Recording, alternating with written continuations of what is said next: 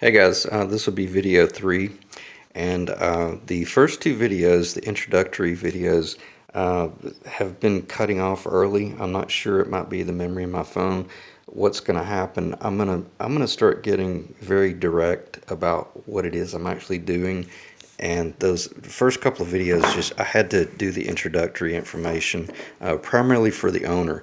And now what I'm going to start doing on the rest of the videos is I'm going to start talking about this guitar as though I had bought it online, won it on an auction, and, should I have even bought it?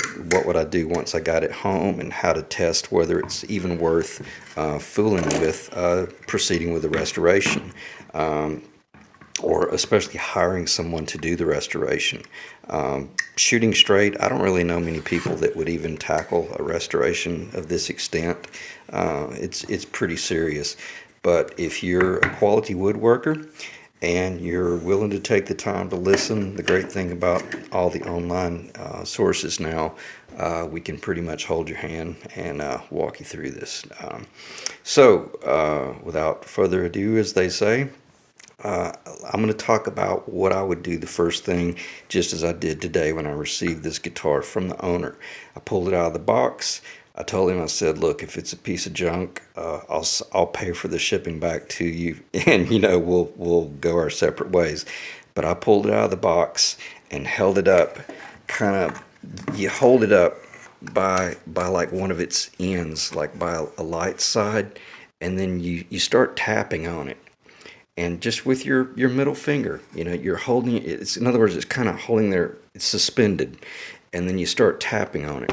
And because I'm obviously holding the phone with my right hand, I can't do that. But what I will do is, rather than having the body laying directly on the table, I put it on a little bit of a piece of maple. I bring it up there. I get another quality piece of wood, either maple or mahogany, and I just start tapping. Now, if you've got earphones in, I would suggest either drop the volume or either take them out, because this could be piercing and it could be damaging to your ears. I'm not going to bang on it, but I'm just going to let you know. I'll tell you what, I'm going to start with the bad parts first. And if I hear a bright, real pretty, ding, ding, ding, ding, ding, then I'm excited. I know this is going to be a thud. Here, that's pretty obvious. We all know that doesn't sound like a real nice, healthy board. See how dead it is? That's a given. Now, hear how quickly it started coming alive.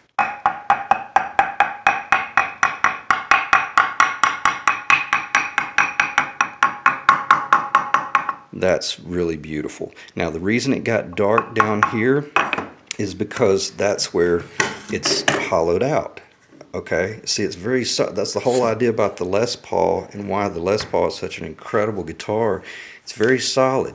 Yeah, it's heavy. We all know that, but it's a very solid instrument.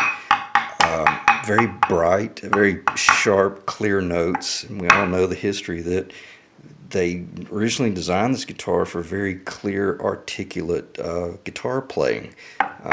So anyway, hear that thud right there? That's probably primarily because it's so thin and there's just not much mass there, but nonetheless, it's very clear. It's dead right there. Yeah, right there. Now, on that note, what that tells me, I already know that the top, and I'm gonna try not to just sit here and apologize for poor camera work, because I'm doing the best I can.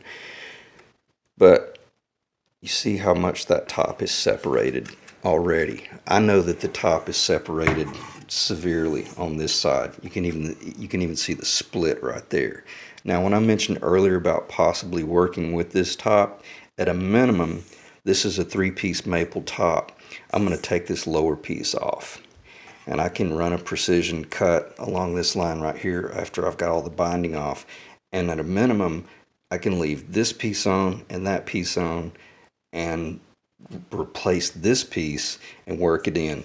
Would I do that if this is my guitar? Absolutely not. I would pull the whole top off and just recarve it.